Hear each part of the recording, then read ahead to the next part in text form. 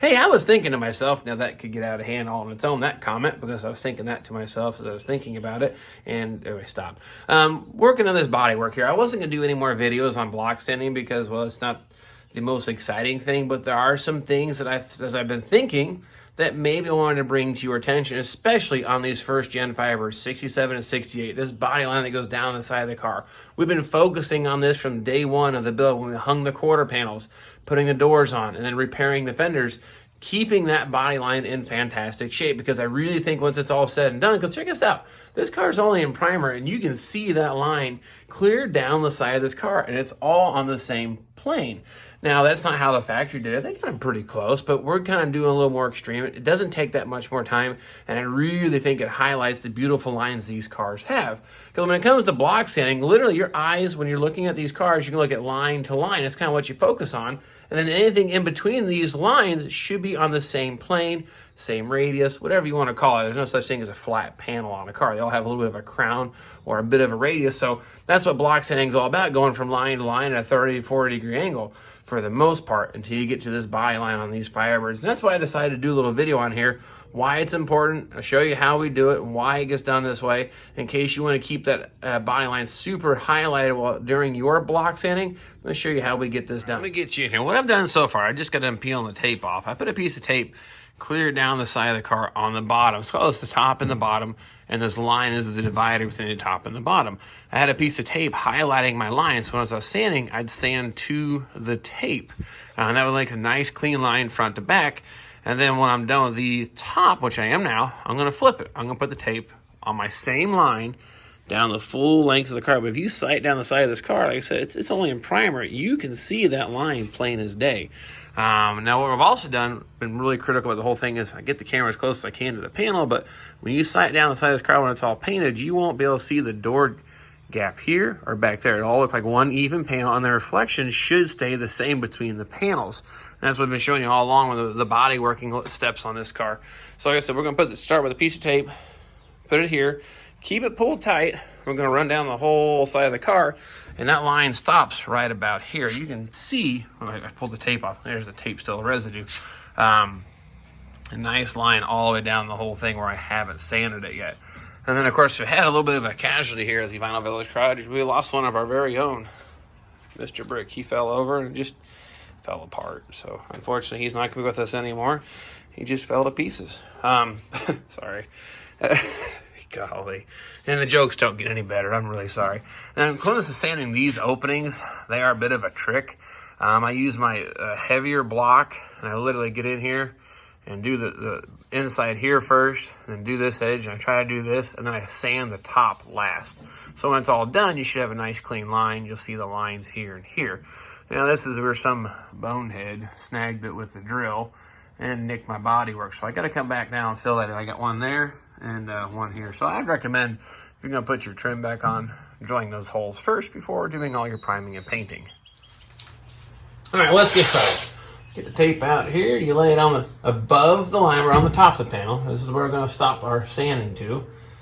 And this isn't really super sticky tape, which is probably good. It doesn't leave the adhesive behind, but sometimes it doesn't stay on so good. Now that's good. Now I'm going to go ahead and pull this all the way down the whole side. And yes, Chad, I have my flip-flops on just for you. That's an inside joke for those who know. And if not, it's not really that funny.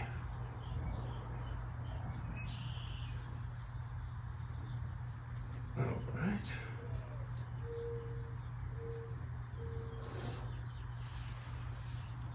Okay. That should do it. Now the tape serves a couple of purposes. Obviously, you can pull it straight, makes a nice straight line, but also protects the sandpaper from cutting above it. So it's a little bit of a bumper or a buffer, you could say, to keep from sanding in the areas you're not supposed to. I'll show you what I have. All right, now you can see how it's going to be a nice line to sand to. You can really kind of visualize how straight that is down the side of the car. And then it also will protect our peak of our body line, because that tape's just going to keep me from sanding or damaging that line in case I got carried away sanding. So here's really great news. We're just going to work on sanding the bottom of this on 30, 40 degree angle up to that tape. Get down the whole side of the car. We're going to sand out our little louver, vent, chrome trim, whatever you want to call that area on the quarter panel back there. And I've already got the fender done. Hooray. And the rear quarter's done all the way up to the top. So that means that's all sanded down here and done. The block party is finally going to be over. No more block sanding for the Vinyl Village Garage for this car. But unfortunately, that's where this car is, body working stage. But that's a day, I guess, a story for another day. And unfortunately, he'll be never joining us for another block party again. All right, here's what we got. We got my long block here. I use that for all the large flat areas. And you'll see two blocks. They're about the same size here. There really isn't much difference in size. Difference is the density of the rubber, or I guess how pliable it is. This one here is pretty flexible. I'll use that in areas like right here on the radius of the fender opening. Clearly a square or rectangular block's just not going to cut into that like I needed to get everything leveled off. So that's the areas I use the really flex one. And this one here is very rigid, similar to the really big block here. So if I get like an area here, it's a little hard to get that bigger block in. I can still work at a very flat area and keep this thing nice and true down the whole side of the car. So it's like I said, it's just a game of averages. We're going to try to distract the eye from body line to body line to make it look like it's one even or level panel. Because as soon as you get any kind of deviation out of that nice smooth radius and a nice average or blend, it's going to look like a wave or a ripple, and your eye is going to be attracted to it. So block sanding all the way is how I like to do it, and it just seems to work for me. Like I said, there's the right way, the wrong way, the VBG way. This is how we do it, and it's mostly self-taught, a lot of watching all these old episodes of overhauling. But whatever gets the job done, right? That's why you guys watching me, huh? Oh, maybe learn how not to do it, but let's get started. Like I said, we're going to sand up to the tape. We're going to get right to where the sanding block just hits the edge of the tape, and I got a nice reference point then to keep blocking the car out. So we're going to start with the larger block, and it's okay that it touches the fender to the door because they're on the same plane. So we can actually work it back and forth like this, and we're going to work from the line down and keep working until we get our primer all leveled off so it looks like it does up on the top half. And again, we're going to go from about this body line to where we can. We'll get close to that radius, or this body line. So if we're going here to here, try it. The longer the motion, probably the better for averaging things out. But don't just keep going forward and backwards or just up and down. You want to work at an angle. And as obsolete or as old as this primer is, it really has a nice contrast. Look, I've only made a few passes, and we're already changing color, looking a whole lot better. And again, you'll see that my hands, I'm not just going forward and back or up and down, more of like a 35 or 45 degree angle. I'm working it kind of down the panel here.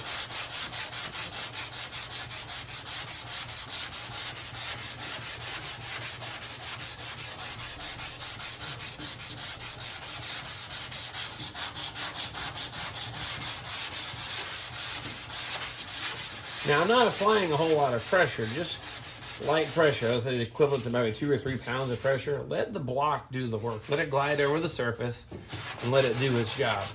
Now, as you can see, this is running out of room to hit because I'm hitting that fender opening. So we can go back this way now.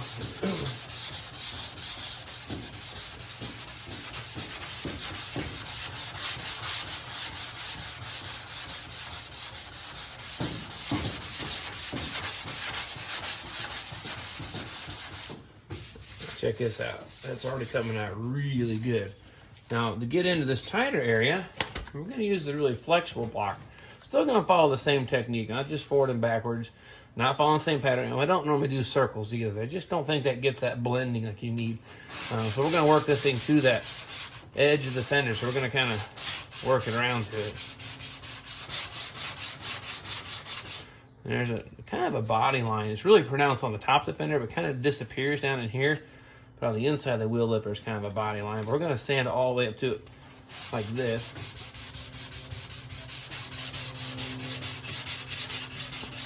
And same thing, light pressure on the block. Let it do its work. Don't put your finger right here. Probably cause some gouging. But I'm just kind of keeping light pressure on the edges. And then pushing it to the line.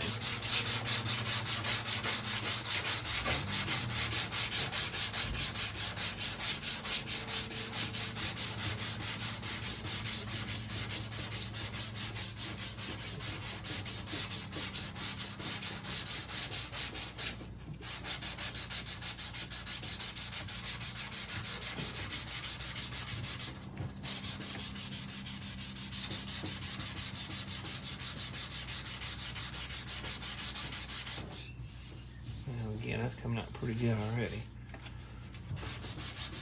Now the question is, when do you stop sanding? Well, you've already kind of showed you the contrast of this primer. As soon as I get any low spots or any spots that have any kind of discoloration sanded out right here and here, I need to go a little bit further, but it's not taking a whole lot to get this thing squared back up. And that is when you stop sanding.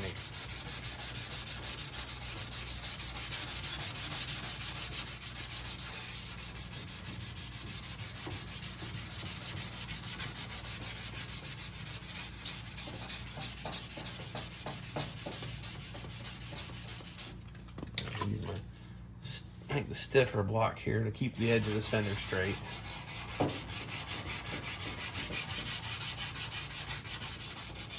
Like I said, this is the more rigid block, just in case you didn't catch that, but I'm going to try to keep that line nice and clean. Now, of course, I'm kind of doing about 30-degree angle to the panel here. I'll come back and do the exact opposite direction.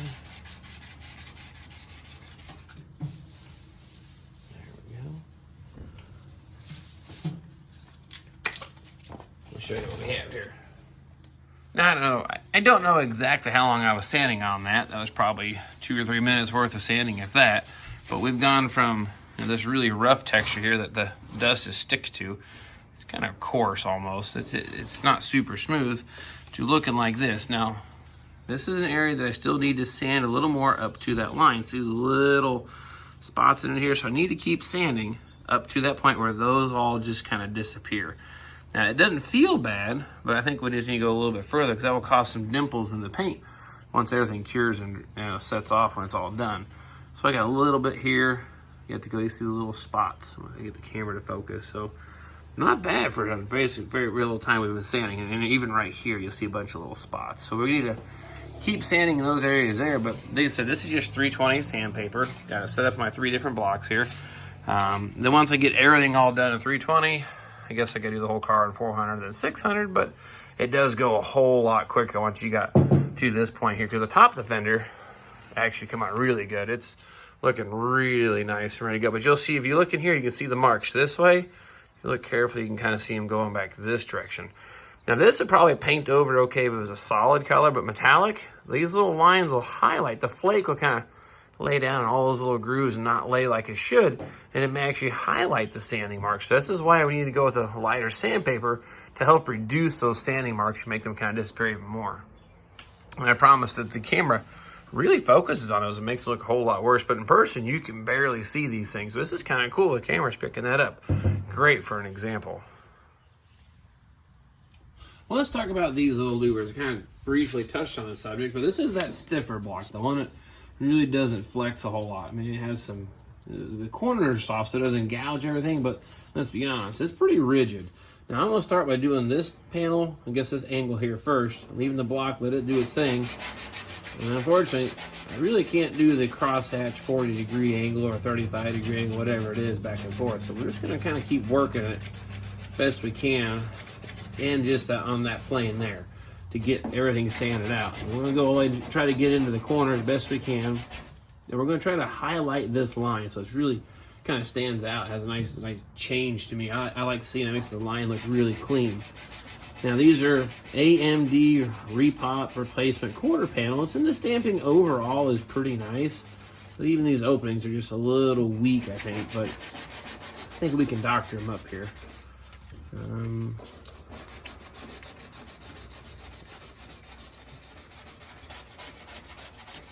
Now the reason I do the openings first is I just want to get where I can see the line clean. Kind of the same idea. I don't want to sand over the edge. I want to sand the top, then sand this out and cut through the primer. So I want to try to just do this opening here first.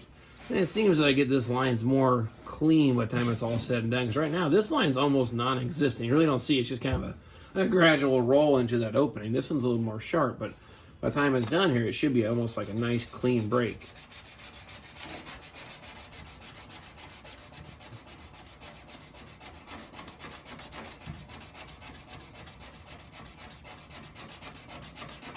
Now using the corner of the block and the corners of this opening, try to get it cleaned out here.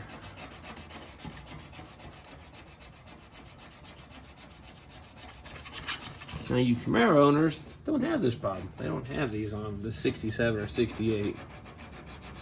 Now, 69 Camaro has something kind of similar to this opening. Now, I'm working this angle on this little panel in here. Same thing, letting the block get into the corner here and hopefully get that sanded out there.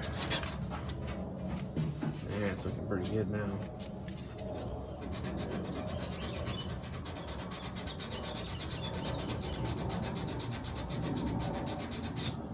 All right, now those three sides are done. Do the same thing here to this last side here.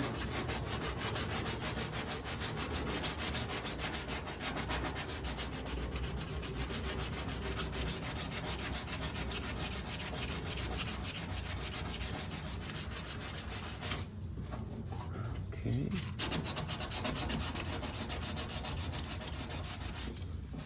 All right. I think that'll do it. All right, so what's that look like up close? I'll show you here what we have. Now, this is really textured and not quite ready to be painted. You can't really see a line here. It's not real clean, but look at this line now. It's starting to shine up real good as for nice points. So when we sand then the top face here, that should level that off really good. So I'll go ahead and knock out these two here next, and then I'll sand the paneling and see what it looks like. All right, got the three openings sanded out, liking how that's coming out really nice now. Another thing to do is start sanding the flat face of this panel, and like imagine those little three divots weren't there. We want to glide the sanding block over the top of all three of those. Now, unfortunately, as much as I really like using this longer block, it doesn't really fit the side of the body. If I push really hard here in the middle to match the contour, I'm afraid I'm going to gouge really deep at this end. Reason being, these quarter panels, as it comes back, they kind of flare out through the rear tire opening. So the long block in this situation here is not going to be our friend. Because if I push on here, I'm going to gouge that end, and I'm going to gouge the rear of the door and actually maybe cause a dimple. So what we're going to go with instead is our smaller block that's rigid. Now, they make shorter versions of these that would probably work, but I don't have one. So we're going to go back to this here. And same thing, we're just going to kind of glide over the openings. I'm going to sand from this line down. I can still do my angles and everything. And then the cool thing is I have this as a distraction for a sight line. So the biggest areas of concern is make sure this area looks flat between the door and that opening on the same plane. And from here back, kind of on the same plane. We don't have a whole lot of space. Look, it's the same width as this block. And we're going to kind of glide over the openings here. And we'll get this all sanded out. And the same thing, we're going to sand up to our body line. So same thing, leave this body, the block flat to the body and sand up to the tape. And it can hit the tape, won't hurt a thing because the tape's going to protect our edge. So that's the next step here, just kind of sand the whole thing here nice and flat to that line from here to here and see how it looks.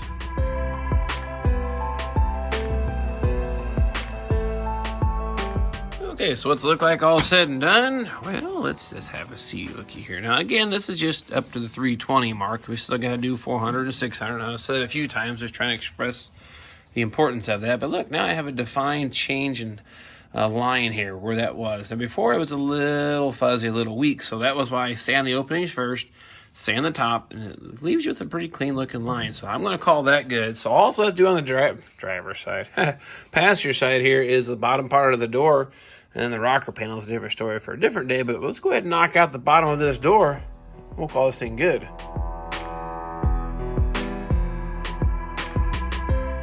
So there you have it. That was the most fun I'll never have, I guess you could say, but it's finished. Now the next part will be 400 and 600, but it sands a lot quicker, that stuff. Once you get all the shape all done and right at 320, it really doesn't take much longer. Then we're basically, the idea then is just try to mellow out the sand lines of the 320. But I guess you guys would really like to see what's behind the tape. Did that line really stand out and stay like I said it would?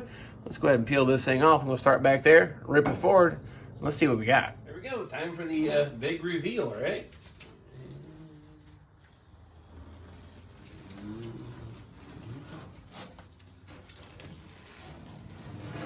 Voila. Wipe off my dust. And I believe we have a winner. Nice.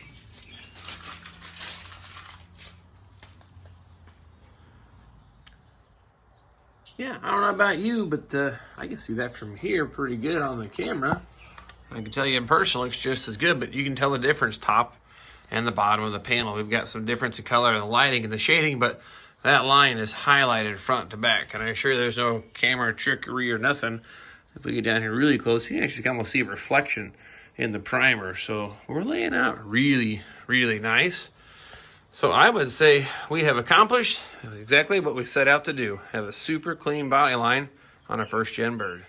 There we have it. 1968 Firebird Great Pumpkin body working, I would say, is completed and done. Yeah, almost. We're getting ready to take this thing back apart and paint it.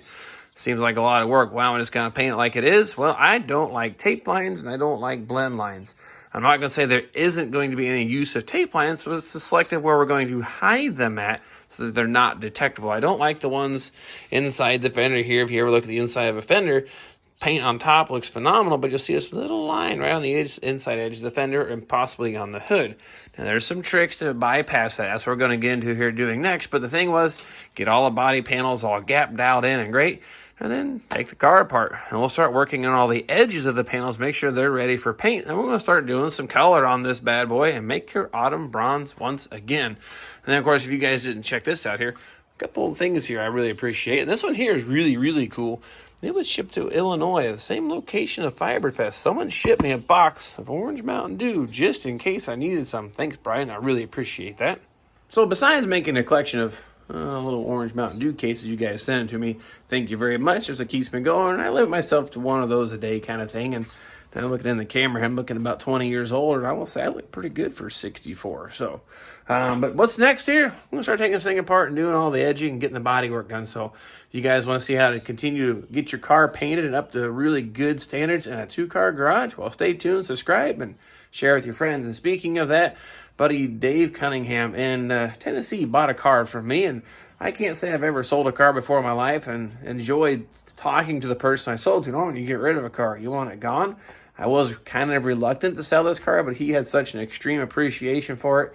And I'll tell you what, I picked the right owner 100% for this car. He has got that thing running, drivable, disc brake conversion, showing that thing more love than I probably could have in quite some time. So I know I got it to the right guy. And not to mention, he helps out this channel immensely. He continuously posts on Facebook, links to videos, and dropped the old Vinyl Village garage and sharing it with his friends, and I can't thank him enough. And I appreciate a few other folks I know are doing the same thing. So with that in mind, if you haven't done that and you're willing to help me out, I really would appreciate that. I can see a huge change in subscribers and views. I know maybe that's not important to you, but to me, it's kind of a way of saying, hey, I'm doing something right, and you guys appreciate the content that we're putting out here for you to share or build your knowledge or just see what the heck we're doing in a two-car garage besides looking a whole heck of a lot older. Because look at this stuff. But I am so happy this part of the progress to say is done. The 400, 600 is going to go real quick. Then we're going to take this thing apart. I'll probably do the 400, 600 behind the scenes sanding. That's just kind of the same stuff again, but not to the extreme. So everything is all shaped, looking fantastic and beautiful. This car is going to look amazing again on the road. And you guys have seen it all happen here in the garage. So anyway, nonetheless, next go around, probably doing some more taking this thing apart and edging or some part of the process. No, I just start doing some work and grab the camera and grab you guys along for the journey. So nonetheless, hope you guys like what we're doing. Again, appreciate it. And get the camera out, and we'll catch you guys next time.